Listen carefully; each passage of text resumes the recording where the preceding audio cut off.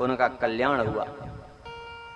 कथा सुनाते सुनाते सुखदेव जी मौन हो गए। राजा परीक्षित ने कहा, गुरुजी, उत्तानपाद के वंश का वर्णन आपने सुना दिया, जो दूसरे थे प्रियव्रत, उनका क्या हुआ?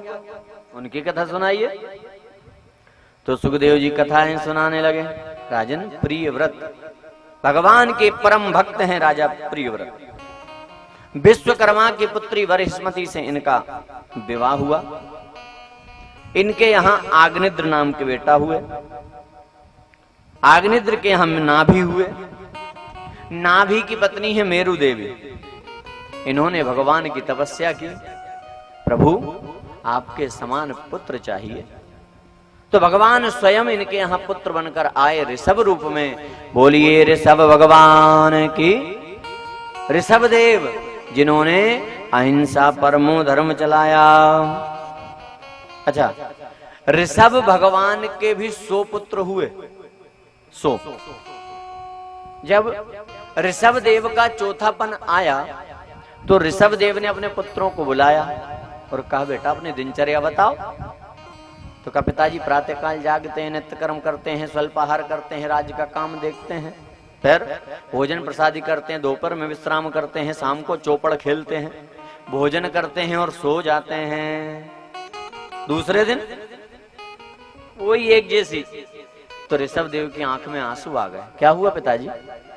ऋषभ भगवान कहते हैं, इसलिए जीवन नहीं मिला भैया, अनमोल जीवन है, अनमोल। हाँ, क्यों मिला है?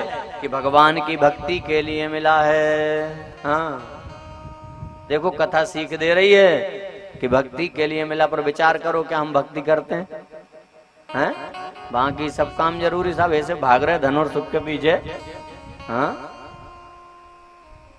अनमोल तेरा जीवन यूं ही बिता रहा है, किस और तेरी मंजिल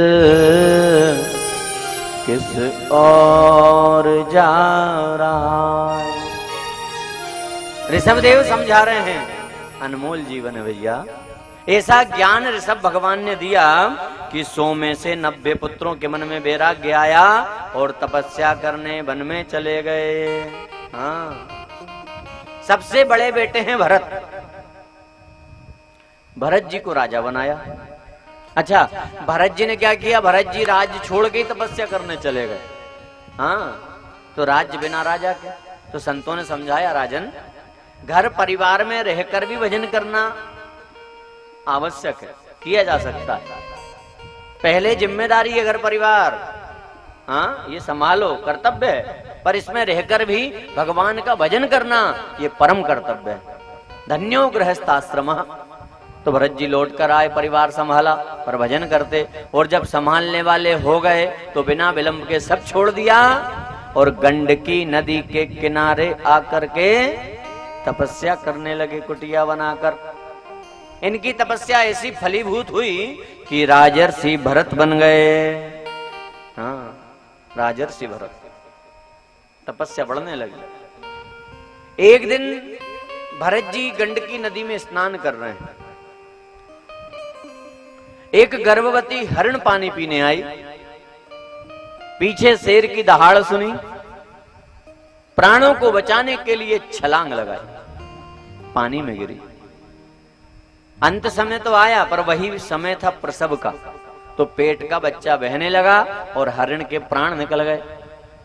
वो बच्चा बहते बहते भरत जी के सामने आया और भरत जी मन में विचार करते हैं, इसके प्राणों की रक्षा करना मेरा कर्तव्य है। क्यों?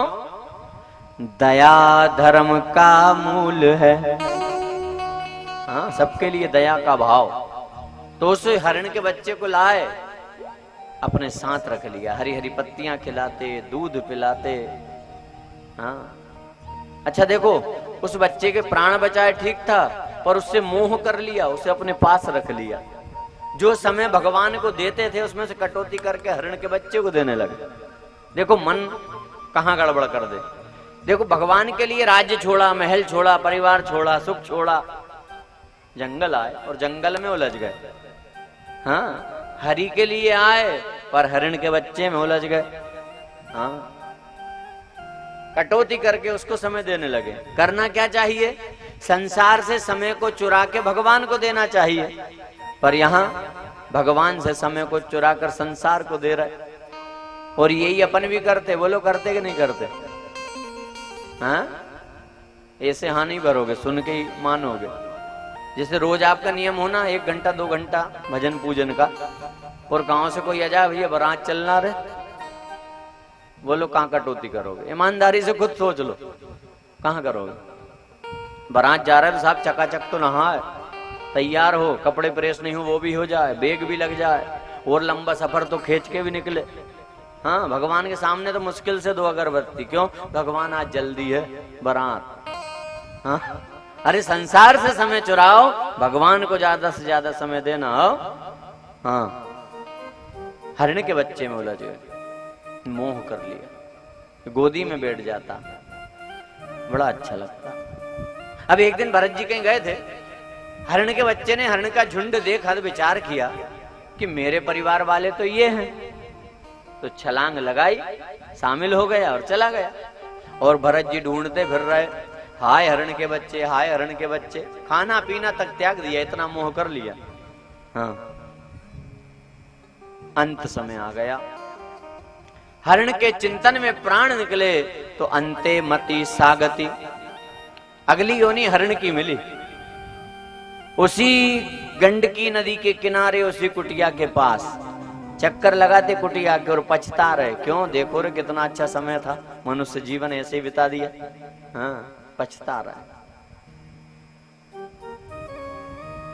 गंडकी नदी के पत्थर, जिन्हें हम शालिग्राम कहते हैं, पत्थर मुख में रख लिया है, पानी में बैठ गए। प्रभु एक मौका और दे दे बस। तो खाना पीना भी त्याग दिया, और इच्छा क्या है? एक मौका और मिल जाए, एक मौका और मिल जाए। तो भगवान की कृपा हो गई। क्या मौका मिला? हरिण की योनि छूटी और पुनः आंगिरस गोत्री ब्राह्मण के यहाँ बालक के रूप में जन्म लिया। हाँ, अंत समय मन में रहे सहजो जैसी आस, ताहि जन्म तय सो मिले और तय सो गर्भ को वास। अंत समय में हमारा मन जहां होगा वैसी गति होगी। और इसलिए संतों ने कहा मन को भगवान में लगा के रखो 24 घंटा, हर सेकंड। क्यों? क्योंकि हम नहीं जानते कौन सी श्वास आखिरी, और मन भगवान में है, प्राण निकल गए तो भगवान मिलेगा, ये संतों ने कहा। हाँ, अंते मति सागति। इनकी इच्छा थी मौका, तो मौका मिल गया। नाम इनका फिर से भरत रखा गया। हाँ, बड़े हुए, जनेऊ हुआ। पिताजी इनका बेटा गायत्री मंत्र बोल, तो ना बोलते ना सुनते, धीरे धीरे बड़े हो रहे हैं।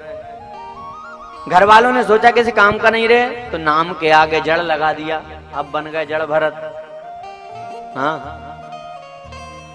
बस खाते और भजन करते, और संसार को जब देखते तो हंसते। क्यों? संसार की जब हालत देखी ना कि संसार मोह में उलझा है, क्या होगा? एक मृगा के संग ते भरत धरी मृग देह, तुलसी उनकी कौन गति, जो घर घर करत स्नेह। हाँ, न बोलते न सुनते, बस भजन करते। घर वालों ने सोचा कोई काम का नहीं रहे, फिर इसको काम में लो। कैसे? बोले खेत पे फसल की रखवाली में पुतला खड़ा करते हैं ना, हाँ, तो इसको जिंदा ही खड़ा कर दो ना। तो इनको खेत पर रखवाली के लिए बिठाया, तो इन्होंने खेत की रखवाली नहीं की, और बुला बुला के राम जी की चिड़िया, हाँ, पूरा खेत खिला दिया। घर वालों ने कहा कोई काम का नहीं रहे, वहां से भी भगा दिया। अब ये जंगल में जाके तपस्या करने बैठे। देखो, जीवन में वैसे ही संकट मुसीबत आए नहीं आए, पर जब आप भक्ति के मार्ग पर चलते हैं, धर्म के मार्ग पर चलते हैं, तो बहुत विघ्न आते हैं। हाँ, याद रखना। और भक्ति करें, कोई विघ्न आए तो घबराना मत, भगवान के भरोसे रहना। ध्यान में बैठे हैं भरत जी, सिंधु सोवीर सम्राट राजा रहुगण आत्मज्ञान के लिए कपिल मुनि के आश्रम जा रहे थे। पालकी उठाने वाला एक कहार बीमार पड़ गया। कौन उठाए? तो राजा ने कहा जाओ जो मिल जाए पकड़ लाओ अपना राज्य। इन्हें पकड़ के ले आए हट्टे कट्टे, कांधे पे पालकी रखी, चल दिए। अब जड़ भरत जी नीचे देखकर चलते हैं कोई जीव हत्या नहीं हो जाए। हाँ, तो एक छोटा सा चींटियों का ढेर आया, भरत जी ने छलांग लगाई, पालकी हिली। राजा रहुगण ने कहा क्यों भैया मैं गिर जाऊंगा रे, और अगर मैं गिरा तो मृत्यु दंड दूंगा। हाँ ठीक से चलो। कहार कहने लगे महाराज हम तो ठीक ठाक चल रहे हैं, फिर ये जो नया है ना, ये नया नया ये बहुत उच्च है, समझा दो।